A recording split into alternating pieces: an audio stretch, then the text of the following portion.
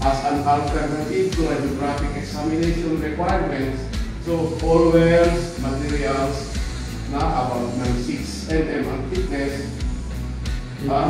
grader at pwedeng EUE. Base sa sinasabi ng ibabato pa dito sa 53B at UW53C. Remember, 53B at 53C. As per UW53B, for ultrasonic examination of well, as per yung kanina, yung 51, yung sinasabi ng ASCA Division Pro Paragraph 7.5.5. Ito yun, ito tandaan mo yan.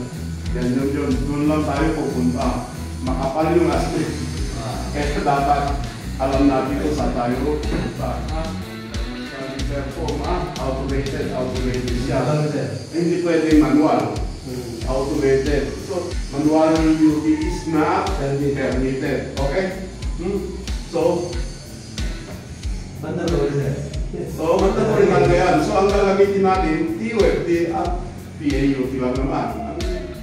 Pagka sinabi ng engineer, so hindi naman tayo kung nagde-decide doon sa design engineer. Hindi si NDP1, hindi si inspector. Doon sa engineer.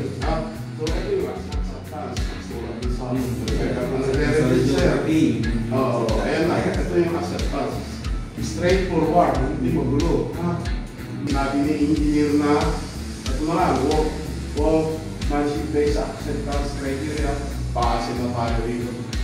Pero pag sinabing fracture mechanics-based acceptance criteria, ang gagamitin iba yung critical assessment na pag-aralan ng mga sinuman ang nag-formulate ng acceptance criteria. Hindi katulad sa workmanship-based acceptance criteria na sinabing Islam kasi pag lumampas sa police o 130, reject na, para wala naman yung mga nag-decide lang lang ganito, pag lakas fusion, total, hindi naman nakakasiyan. Pag nakita na niya, ibig sabihin, medyo malaki na. Nade-detect na ng RT, medyo ano na yan, medyo malaki na, di ba? Pag crack, nade-detect na ng RT, bagsak na. Sa RT naman, maliliit na crack, nakikot niya, nakikot.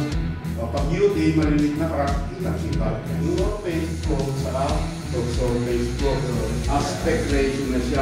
After yung flow aspect ratio, yung A is yung thickness, tapos yung L, yung aspect. Dapat yung